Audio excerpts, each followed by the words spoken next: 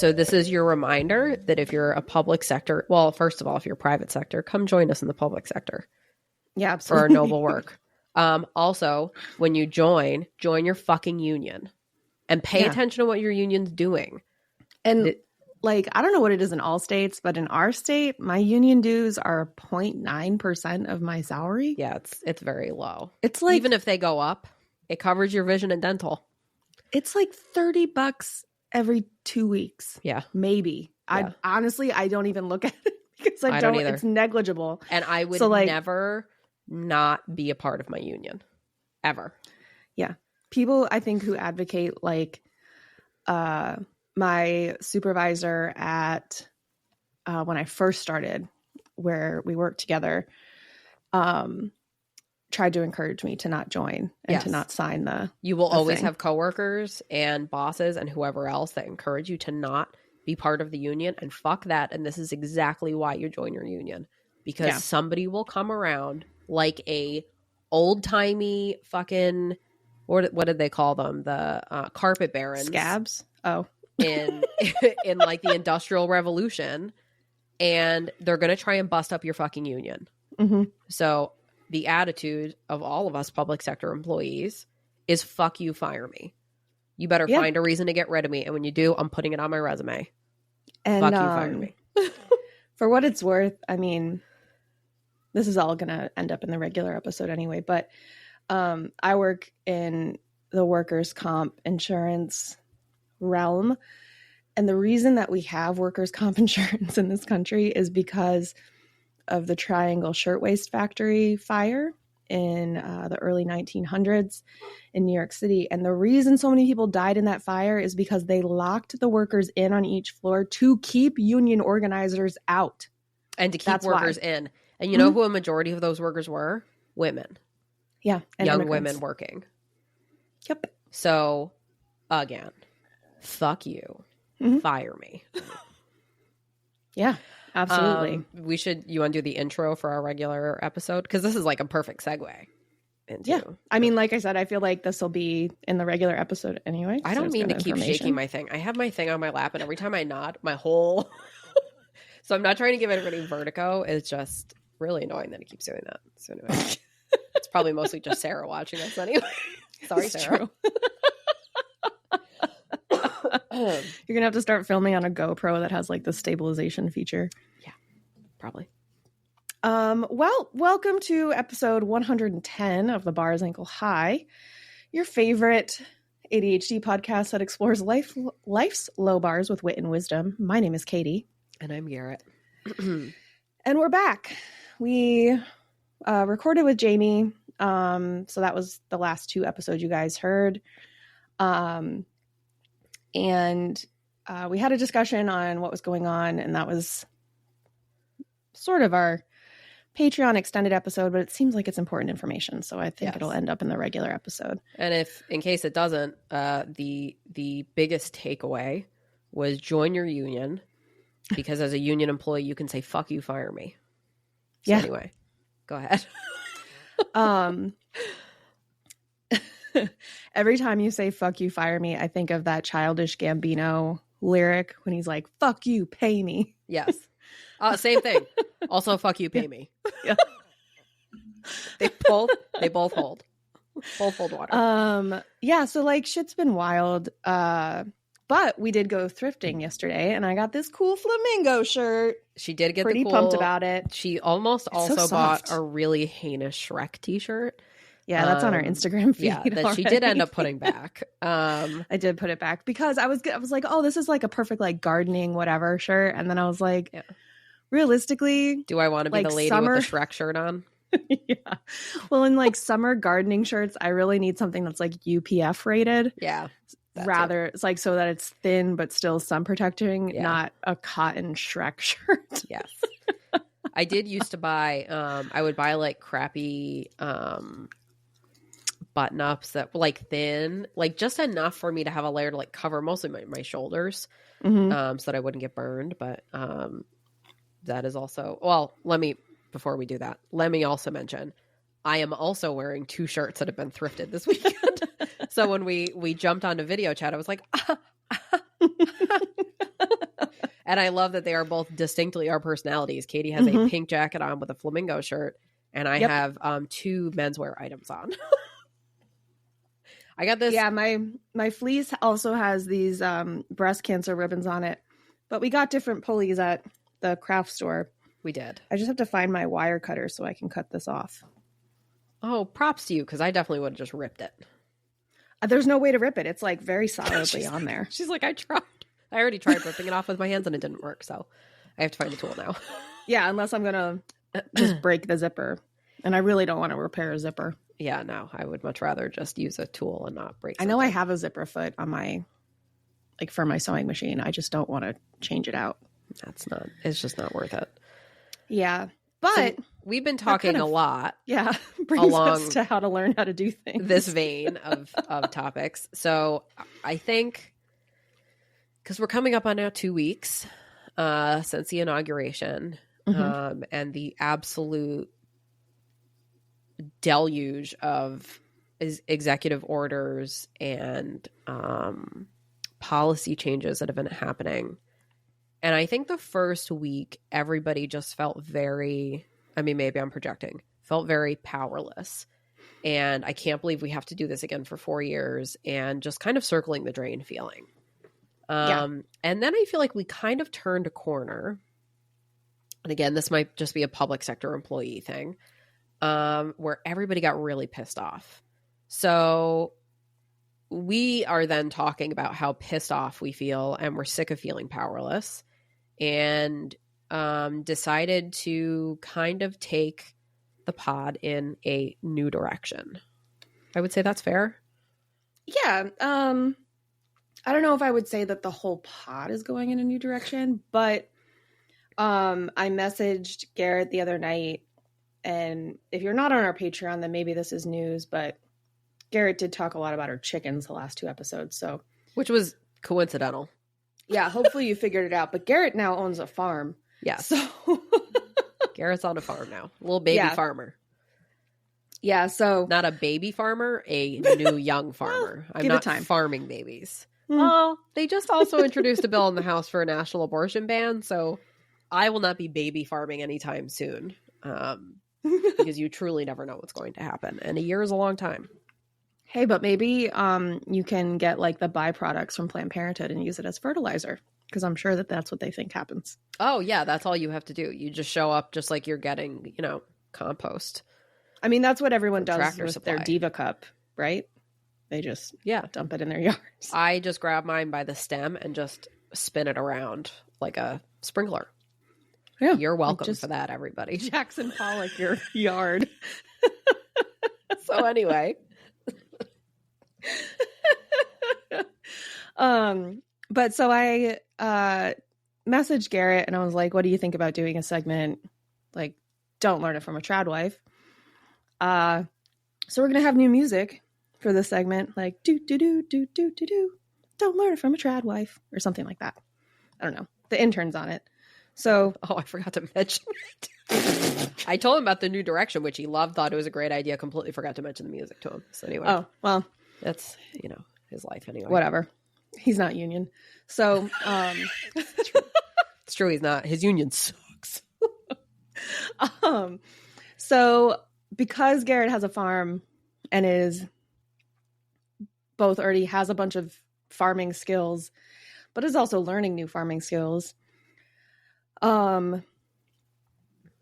thought we would share with you different ways to be a little bit more self-sustaining so that maybe you don't have to stimulate a Cheetos economy when you don't want to. And so also when you can't find things in the store, when the tariffs inevitably make it impossible to afford basic things like bread or tomatoes, you'll know how to get some for yourself at your home and all that. So I know you had mentioned talking about making butter and getting buttermilk out of it, which I actually did last weekend and I just didn't tell you about it. Oh, did you like put it in the stand mixer with it? I haven't done it. It was one of those like, oh yeah, I'll do that. It was very easy. Yeah. It took a little bit longer than I thought it would. Yeah. It takes like a half hour of churning, but you're really just in the stand mixer? Yeah. I mean, maybe that, because I started out slower, obviously, and then as it thickened up, I was able to increase the speed on the beater. But yeah, so for those who don't know, if you have a stand mixer or a hand mixer even, you put heavy cream or whipping cream into a bowl, a large bowl of some kind, and using the beater or whisk attachments to your hand or stand mixer, go at it. This is also how you would make homemade whipped cream. It's like this motion, right? Yeah. Churning butter? Yeah, that's a universal hand motion. Everybody knows that one. They always mean churning butter and not... It's only ever about butter. Yeah. They're not just engorging their rock hard sin poles. But really could have done without the word engorging, to be honest with you, but anyway. Goddamn. So to make butter though, which is also great, by the way, like the butter that I had this morning on my homemade sourdough was so yummy. And you get buttermilk out of it, which you can bake with. And yes. So as you're using your whipping cream, if you get like stiff peaks, that's your whipped cream from home. Yeah. If you want whipped cream, add a little bit of confectioner sugar and some vanilla extract, and then you have whipped cream or whatever flavor. If you want lemon whipped cream, go. Some people like it even unsweetened. I am not one of those people. I like mine to be sweet. Yeah, I mean, yeah. So that's whipped cream. But if you keep whipping it after you hit whipped cream, it will begin to separate because it's making butter. You're whipping the fat out of the cream and separating like the liquid from the correct. Fat, so you're separating the liquid from the fat in the cream. The fat in the cream is how you get butter. Once it's separated, basically you have to like squish it. You like pick it up out of the whisks and squish it, and more buttermilk will drain out of it. And then you should rinse it. Yeah, I was reading washing it, and then you continue to like squeeze it to make sure. Yeah, so like a bowl of ice water, dunk your butter in it, and repeat the process of like squishing it out. And you may have to rinse it a few times. Basically, you want that bowl of water that you're rinsing it in to be clear, and the remainder that's in the bowl that you were originally mixing in is your buttermilk. So you can use that to make biscuits, like Gran's style, like buttermilk biscuits. Soda bread, I think that has buttermilk. You can use buttermilk for that too, I think. Probably. You can make pancakes with it. Fun thing about butter, I just read an article that... and add like a teaspoon of salt. Oh, yeah, so that it's salted butter. So and one stick of butter like that you would find in the store is 4 ounces. So if you have a scale and you want to portion it out, you can just wrap it in parchment paper at 4-ounce weights. Nice. I read that it somewhere like in the UK or Ireland, they just found bog butter. So they basically, at some point in the last, 1,000 years, somebody made butter. And what they would do is to like, as refrigeration and to store something, they would sink it in the bog. Yeah. So that they could go back and use it. And it was kept like pretty, what's the word I'm looking for? Preserved. And they fucking found somebody's old butter. And it was still like preserved. I believe it. Yeah, it was because cool. It's an anaerobic environment. So no oxygen's going to get in there. Yep. Yeah, there's nothing. I mean, as long as you've got it sealed up, there's like nothing for it to get to, and it's refrigerated.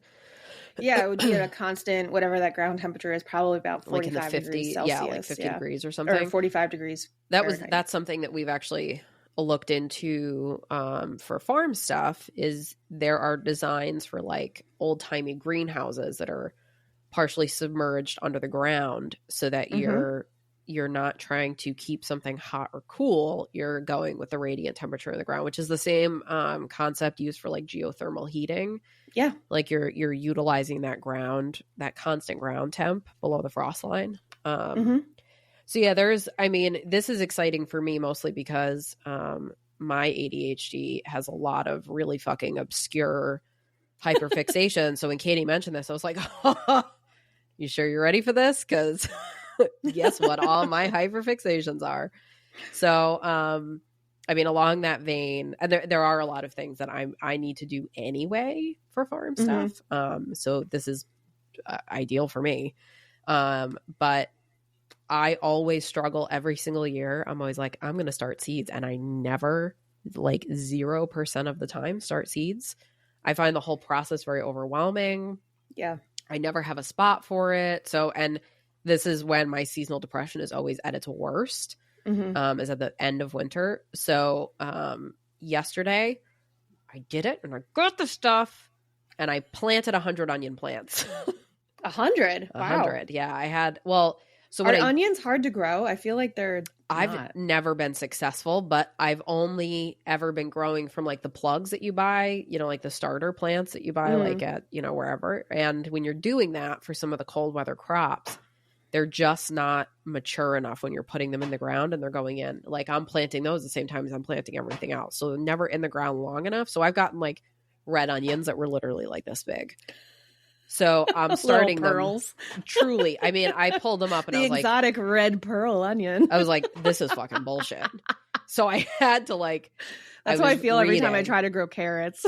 I'm like, oh, thanks. I've thanks been for my little successful with carrots. I have had success with carrots. And there's like certain things that I've grown that I'm like, I fuck this up every time. I always 100% of the time have problems growing zucchini. I knew you were going to say that because I've been thinking, because I got a few zucchini off my plant last year and I was super pumped because you said you struggled with it. And I was like, every year. I beat Garet. Like years ago, I did grow zucchini and I would get like big, huge zucchini because like you don't see them and they're dark green. Then suddenly it's like 3 feet long and you're like, what the fuck am I going to do with all the zucchini? Yeah, I, for whatever like reason. Many a phallus. Yes. I have the same thought every time. I was like, I've tried out of nowhere. planting in different places with different soil, and every year it's either like powdery mildew or some kind of bug or whatever wipes them out every year. So I'm going to try again this year. But I did get onions and celery and parsley. I know is also a very slow grower. It takes a very long time. So I started some parsley. And I know that I have a bunch of herbs that I still have to transplant from my old garden to bring over. Because I had some herbs that were like, 4, 5, 6 years old. We have a very large fenced-in garden at this farm, but it needs a lot of TLC. So I think another component of this, don't learn it from a trad wife, is also that feeling of just like having agency and being able to do things yourself. Yeah. Like the thought that I don't have to go to Home Depot and give these Trump supporters who own Home Depot like more of my money and pay the premium for getting like the already started plants. I mean, seeds are a fraction of the cost. And I was able to kind of scavenge around for like things that previous owners have left of seed starting stuff. So I was able to find like enough. And then I basically scavenged through my recycle bin and find a bunch of things to reuse. So I'm trying growing a bunch of stuff in like old milk jugs. Don't know how well it's going to work, but it's an experiment and we're going to try it. I mean, that's what we did in like second grade when we had like quote unquote science, right, where you were like starting seeds and you had like the plastic bag on the window to like watch the germination. And yes, then we had it in a milk carton. Yeah. Like a cardboard milk carton though, like the 1/2 gallon thing. But yeah, the other thing that I saw that I thought would be great, and for sure, I think folks who are like limited in space, I think it's that is a problem with seed starting is always absolutely. Yes, and that's like always been totally my problem. fair. Yes. But to like, start a group chat with either your neighbors or your friends in the area and like agree to do like a seedling swap in the beginning of April. So you all start your seeds at the same time, but like, okay, I'm only going to start tomatoes And my next door neighbor on the left is going to start bell peppers, and my neighbor on the right is going to start onions. But then in April, we just divide up our shit amongst each other so like that I'm not responsible. Yeah, like I'm not responsible for making 3 or 4 different vegetable starters. I'm just responsible for the one. Right. And it's just an easier way to, like, I think, divide up that responsibility, but like while still creating that community that we talked about with Jamie. Yes. And having those resources in the people near you. Yes. And I think the community aspect is really important. And that's been something, like, you know, getting this farm going too, is there's a lot. I mean, we're working parents, so there's just a lot that we can't do ourselves. So this has become a, like, fully relying on help that people are offering, because there's just, like, not enough hours in the day. So I think that that's important. And I really think it's extremely important. Like, something as a parent that I want my daughter to feel as an adult is being capable. So, like, there's a lot of things that I don't know how to do, but my attitude is always like, there's somebody dumber than me that knows how to do this, so I can figure it out. Yeah, look at Katie. Katie got fucking zucchini, and I can't get zucchini. Yeah. Zucchini. Actually, me saying I couldn't grow zucchini is what made that one lady call me a slow learner. Yeah, and I told her that. She was being rude, and she said that she was just kidding. Is that the same one? Didn't she say that to you when you were pregnant? Or is that the one that said something else to you when you were pregnant? She said something else to me when I was pregnant. I had insomnia when I was pregnant. So a friend of mine was asking how I was feeling, and I was like, oh my God, I can't sleep. So I'm, in addition to, like, being tired from pregnancy, I'm also, like, not sleeping at night. And the lady, you know, said something to the effect of, like, just wait, which really, when you're not feeling great, that's exactly what you want to hear from somebody is, oh no, what you're experiencing isn't shit. It's also that thing of, like, oh, you think you're having it bad? Well, I've got this. And it's like, why do we have to one up each other on the suffering? Truly, it is not a competition. And, you know, the other thing is, like, so if we're all feeling this way together and everybody's feeling powerless, learning some new skills, being able to try them out to test, because, you know, there's like 1,000 ways to do everything. So, you know, trial and error, and I learned this and I really like this. Like, I definitely have techniques that work for me that may not work for somebody else. But having this, we're just uniquely positioned where we have a platform that, as we're learning these things, and we can share things where you're not learning it from somebody who's, like, fully woo-woo Antiva. You know, I think that's the thing. Like, I want to be able to engage in these things, because I think also, as having ADHD, we are naturally more creative and inquisitive people. Yes. So I want to be able to figure this out. I'd love to be able to, you know, knit a sweater so that it's the right thickness and weight and consistency, but I can wear it all the time and it's not making me itch because I have, like, an aversion to wool and all these other things.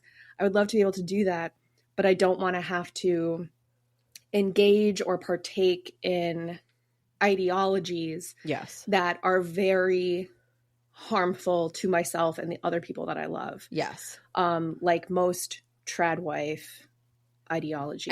And like, so is. Like, I mean, a good example is I have, like, my personal Instagram account, and I also have a Instagram account for the farm, and I follow farm stuff. So all of the, you know, all of the things that come with that. And I can tell you, trying to pay attention to the coded language in some of these videos and picking up on some of the subtleties, I started going through and checking anybody that supports Trump or Rogan and weeding them out, because I'm like, that is not what I'm going for. And there was one lady I followed who had this whole page about, like, specifically about buying land and, you know, whatever else. Followed, when I say every Trump, I mean in-laws. Yeah. That's weird. Right. So how do you know you're in a cult? That's how. Precisely. So I nobody follows the Bidens. Right. Like, never in my life would I be like, who do I want to follow? Joe Biden's daughter-in-law. I don't give a fuck. I don't give a fuck. It's so weird. So, like, I know firsthand how hard it is to find information from people that aren't pushing this anti-vax, don't trust your doctor, like playing it off like they're all bad. Everybody in the government's bad. Which, yes, part of the government, not bad. So we also want to make sure that we're able to like share important skills that you can have for your whole life outside of this fucking woo-woo Antiva nonsense. So we're not going to be pushing you to do what Jesus tells you for birth control. We're just going to like show you the skills and you're going to get our we're not going to show you birth control skills. No. Yeah. Just sure. That's a good clarification. No, we're going to show you skills like I know how to make soap. I can show you how to make cold process soap. And I would love to know how to make bar shampoo and conditioners. Yeah, we can do that. Yeah. I mean, like I'm rusty. I haven't done it in like 5 or 6 years, but I know how to do it. There's a lot of like niche things that like Katie bought sourdough starter recently. She was like, do you want some? And I was like, yep, let's just, and had I left it up to myself, it probably would have been another year or two before I started it. But I was like, yeah, sure. And I will tell you, I fed it last night and had a nice active starter this morning. Good. So I got my dough mixed and I put it in the oven with the light on to warm it. And I took the rest of my discard because I was like, ooh, you know what? I'll make pizza dough with this tonight. And I put it back in the oven and the jar just like opened a little bit. And it was such a great environment that it completely bubbled over what it was in and went all over the bottom of the stove. I was like, fuck. That's a very Garet coded experience. Could not be. It is more a very healthy starter, though. I will say that. Oh, yeah. Very active. Yeah. So I purchased a dehydrated sourdough starter because I tried to make sourdough starter back during lockdown 1 in 2020. And I just like, at the time I was not on TikTok. I just didn't have all that much information on it other than people are making sourdough and it's water and bread or water and flour mixed together. And so like, I didn't really know what to look for or like how long it would take. In my house, I keep my thermostat at like 65, 66. And it's a pretty drafty house. Like the windows are old, whatever.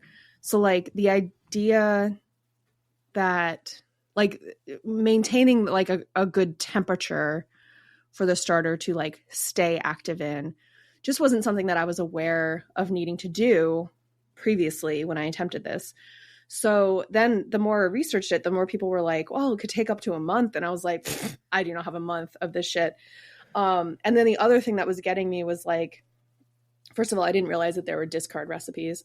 Second of all, when you're trying to make your own sourdough from scratch, you are discarding quite a bit before it's active. For a while. Yeah. And so I just felt like that was pretty wasteful. Yeah. So I just like cut to the chase and spent $20 and got this dehydrated sourdough starter. And I've done a couple starters and this, I mean, I could have used this on like day 3 or 4. It was more than doubling in size after a feed and all that. So like, even the one I gave you yesterday, I put my discard in the fridge. And then this morning after the loaf I made was a little bit dense, I was like, well, I'm working from home earlier this week. I guess I'll make another loaf. Yeah. So I took it out and fed it and it's growing again. So even though like it was cold, so like, it's just a very hearty starter. I'm very happy with the purchase. Yeah. So. I mean, like I was baking a lot of bread, like probably 2019 to like 2022. Because you broke your KitchenAid and they freaked out and thought you were feeding yourself metal shavings. I did. They were like, how do you know something's wrong with it? I was like, there's metal shavings in my dough. And it was like, full stop. We're sending you a new one. I was like, no, it's okay. If you just want to like repair it. He was like, We're going to send you a new one. I was like, oh, okay. Yeah, basically, Garet had the National Guard helicoptering Practically, yes. KitchenAid Airlifting with how me they into reacted. KitchenAid. They were so afraid of a lawsuit. I was like, I'm not going to pick the pieces out. He was like, just throw it away. But like, you're sure you didn't eat any of the metal shaving dough, right? When I was doing sourdough before, I did my own starter. And it was one of those, like, I have this tendency sometimes to make things harder for myself when they don't need to be. So, like, my attitude was like, well, I can't make sourdough starter unless I'm doing my own starter, even though there's, like, plenty of places you can buy good starter from. I mean, a local bakery you could probably buy some of their starter from them. You could probably honestly find a ton of people that would just give you starter. But I was like holding myself to this standard that if I was doing it, it had to be like my own starter. So I had one going for a while and then I accidentally cooked it and killed it. And it was one of those, like, I had just gotten like, okay, I have a good starter. It's active. I'm feeding it. And I made a couple like very solid loaves of sourdough and then I killed it. And it was like, I have to start over. And the ADHD in me, like, absolutely could not. So I just switched over to regular yeast. I feel like both of those things are ADHD. Like, having to do it 100% on my own or else it doesn't count is a very, like, well, the rules are and I cannot deviate. Oh, my God. And I do that to myself all the time. So, and that's another thing that, like, I think is good for this, like, different direction that we're going to is – it turns it into like something where we can be like talking about it, laughing about it, instead of me just sitting there and fucking ruminating, being like, I can't believe you cooked your starter, you dummy. Why weren't you paying attention before you preheated the oven?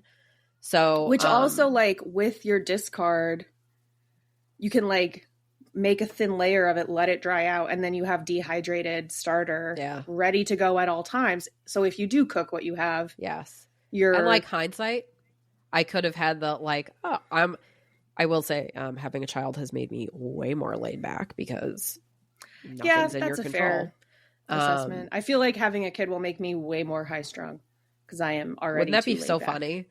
Wouldn't that be like funny if we just went? Oh God. So I do think, like, hindsight, I would have been able to be like, oh, well, I can probably still use this. Instead of like beating myself up over it. But I think that this is also going to be a good setting where, if there's things that people want us to learn or incorporate or whatever else, we are totally willing. If there's something you're curious about, shoot us an email, or there's a form on our website, but our email is thebarsanklehigh@gmail.com. So if there's something in this realm that you're interested in learning how to do, shoot us an email and we'll see if we can cover it and figure out how to do it. So it may end up also being like if we have to build something, then there may be like a kind of like in Reading Rainbow where they like went on like a little field trip and they like inserted footage from some other location. Or if you're familiar with Sesame Street, when Cookie Monster and Gonger go someplace to see where something comes from, like they'll go to... Who the fuck is Gonger? He's a very cute member of Sesame Street. Is it a Muppet or a person? Oh no, he's a little Muppety guy. Okay. He kind of looks like my dog, make sure, actually, because that wasn't a name I had ever heard of before. Oh yeah, he's but great. I didn't want to like make a joke and then have you be like, Katie, that's actually an indigenous person's real name. Person. You racist. Yeah, we have to restart the episode if we can't use any of it. Because what a bad color that would Gonger. be. Gonger is another Muppet. Okay.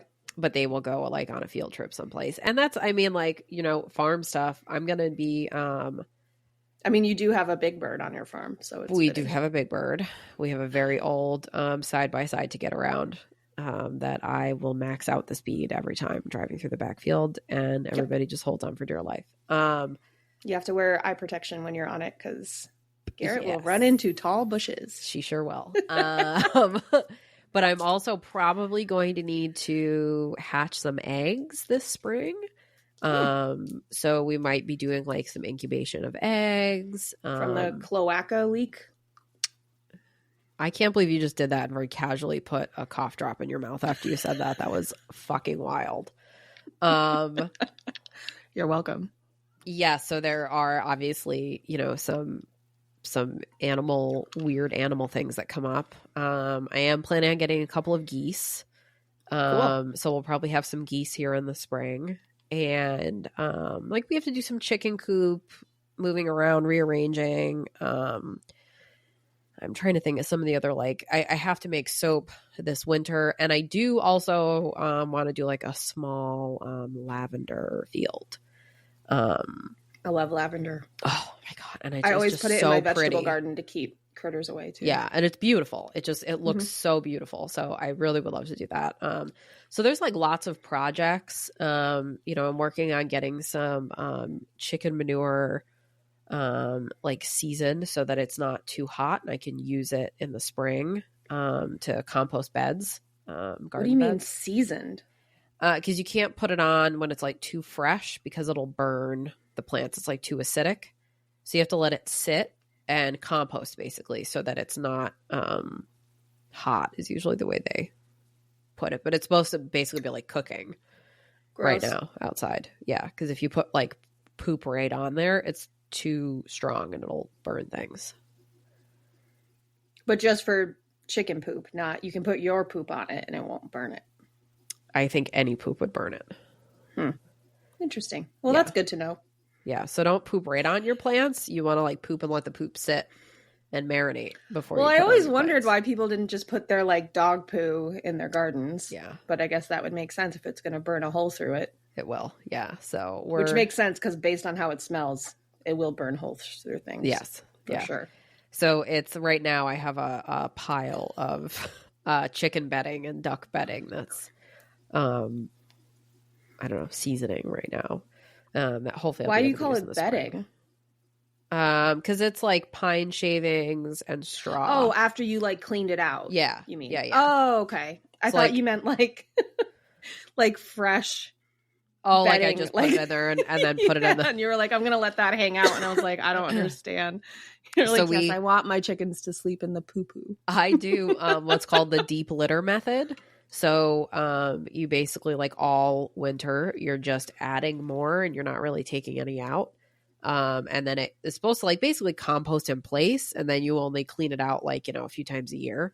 But the problem is we got some ducks and the ducks bring a lot of water, wetness into the coop. And until we have a separate place for them to be, they're all in together. So I do have to once a week take out all of the bedding that's gotten wet from the ducks. That's full of poop anyway. And then I add that to my poop pile, in the hopes that when it hits April and I want to get the garden all set up, that I'll have lots of compost to be able to add in. So I do have to turn the poop pile soon. But the chickens, are you going to get more worms? I might. Can you put worms in your poop pile? I don't know. Probably. I have to research it. My worms definitely didn't make it. They probably. I don't even know what happened to the worms that I got last year, but I'm gonna give it another shot. I just felt they left. They just were their little, that. The stick with the bindle, with the bandana on it. Yeah. You're just or that kid from Wife Swap. They're I'm packing my bags, and they just take off. They're this sucks. I want candy.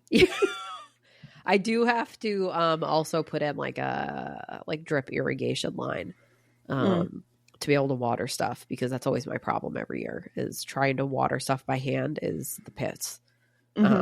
And this is way too big to water by hand. So I'm hoping in the spring we could get some sunflowers planted, and I want to do a big sunflower patch. I want to get some plums and peaches, and I want to have, a small orchard space too. So we've got lots of plans, lots of stuff that we can cover on here, pruning things and planning what you want to plant and when you have to start seeds and all of that. Like there's a lot of information, and it is hard to find a source where people are talking about this and they aren't also trying to get you to drink raw milk. You know what I mean? Yeah. Like the closest I'll get to drinking raw milk is French onion dip for my potato chips. I was thinking like brie. I might be able to fuck with some unpasteurized brie, maybe. That's true, but I want it baked and like wrapped in phyllo dough. Oh yeah, with like some cranberry. Oh yeah, cranberry sauce on it. Yeah, with like nice bread. Mm-hmm. Oh, like my homemade sourdough. Yeah. So if you want to, we're gonna have the nicest charcuterie board in our Antifa barbecue. And the other thing that you can do with the bread is like I take, like you get random bread with like takeout and stuff. I just throw it in my fridge in a bag, and then like once a month I throw it in the oven with some olive oil and seasoning, and then I put it through a food processor thing, and I do breadcrumbs. So okay.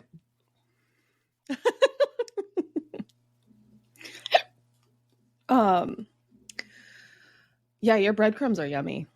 Thanks. Yeah. And that's it's just like a good way to like use up stuff instead of throwing it out. And then most of our like veggie scraps, fruit scraps, all of that go to the chickens and ducks. So yeah, mine just go in the trash. You can bring them here. And that's true. I'll just throw them at your yard. They would love them. Yeah, they would love that.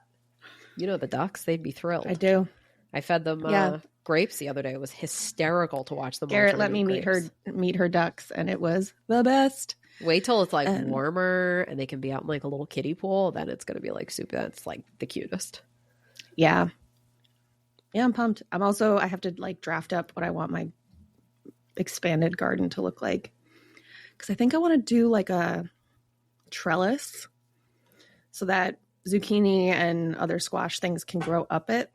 Yeah, I want to do a pumpkin tunnel where they hang through the thing. I want to do loofah too, and I don't have any loofah seeds. I would love to do loofah. Yeah. And I also then with the soap, being able to like take a piece of loofah and then pour the cold process soap over it so that you have like a loofah inside your bar of soap, I would also like to do. So the soap making is definitely like very high on the list. I just have to get set up for it. All of my old soap stuff mice got into. So I had to like pretty much throw everything out, which sucks. But eventually, bees. So beeswax candles. I have bees inside my brain. That's exactly how I feel. Like the inside of my brain is like a bee's nest so much of the time. And then on the weekends, they're like not as angry. And they're not like swarming, but usually during that's what I told my doctor when I had my first follow-up after he medicated me for the first time. I was like, I feel like my whole body was made of bees before. Yeah. But I didn't know that until you gave me meds. Yeah. It's crazy. I experienced what it really feels like to have quiet time. Yes. And that's what we were talking about, here I am like, hey, I should probably smoke a little bit less pot. And you were like, yeah, I should probably drink a little bit less wine. But those are also things that are like slowing our brain waves down. So we have like normal brain waves. Yeah. So, and that's what I'm like, okay, if my brain needs like an hour in the evening to have normal brain waves, I'm just going to let it have normal brain waves then. Yeah. But I'm just like, I'm so excited about this. There's just like so many things I want to learn. ADHD. And I also got some like crafty stuff this weekend, which I'm excited about. Did. And then when I was I went to like a indoor flea market thing, which was just like a very spur of the moment. We saw it was listed. We were like, oh, this is something we can like bring a stroller and maybe keep a toddler occupied for a while. And I also, from this lady, she had all these little like bits of fabric that she had like sewed together like little quilt squares almost. Okay. And I want to sew those like onto the back of a jacket or something because I've seen people do it. It looks so fucking cool. So yeah, I have like all kinds of things that I'm like ready to be doing that will help cope with the anxiety that comes with the news cycle right now. I think this is also going to help us all feel like more of a united front, more capable. It gives us stress relief, but it's also doing something that's like productive for ourselves. Yeah. And cutting out maybe some corporations in the process, because fuck these fucking billionaires. So Absolutely. I think that, and I think being able to find a way to take action, yes, that provides a substantive result, and provides an opportunity to create those connections with your neighbors, with your community, yes, is a way to fight back against folks in charge who want us to feel alone and scared. And, you know, I think a lot lately about Handmaid's Tale and the network of women with different skills and how they were able to survive and communicate and get each other out because of these channels that they had. So I mean, I'm not trying to like go Handmaid's Tale, like that's how bad it is or going to be, but there's a lot to be said for like hope for the best and prepare for the worst. So we're going to do both. And I think that there's nothing that makes you feel more optimistic and hopeful than like a garden. And I think that we're going to feel very capable learning new things and things that like, I also think that there's such a beauty, which is why I like old things, and my house has always been full of old things, but of doing something that somebody else has done before and like they've also found these same results from. So, you know, knowing that there's been a woman in this sink before, you know, cleaning the same thing off and reusing this, or, you know, mending this, or trying to get a stain out, or whatever it is, like dumb stuff like that, but also seed starting and growing a garden and getting your hands dirty. And I just think that there's so much. You get external benefits, but it's something that also makes you internally feel good, and it makes me not feel as powerless. And I think that right now it is so easy to feel powerless. So the Bars Ankle High is going to hold the line and fuck you, fire me, and fuck you, pay me, and get our little Trump victory garden. No, a fuck Trump victory garden set up. That was beautiful. Oh, thank you. Was the sniffling in between helpful? Yeah, it added so much to it. Until next week, you can follow us on Instagram, Threads, Facebook, and Blue Sky at The Bars Ankle High. We are on TikTok at Ankle High Pod. We're also on YouTube at The Bars Ankle High. You can check out our merch at bit.ly/ankle high merch. I honestly don't know what's going on with those prices. I haven't checked recently, but who the fuck knows what's going on? Yeah. It's, I'm sure, highly dependent on tariffs. And make sure you leave us a 5-star review anywhere you can find us. You can join our Patreon, and for just $5 a month, you'll get extended episodes and video episodes, which is going to become very critical coming up. So for $5 a month, you get all that. Plus, they're all ad free. You can go to patreon.com/thebarsankle-high to do that, and share this episode with your friends. Even if you don't want to leave us a review or whatever, just send them this episode. And join us, as Garrett said. Until next week, just hold the line. Hold the line, because the bar is ankle high, or in hell. The bar's in hell. Bye.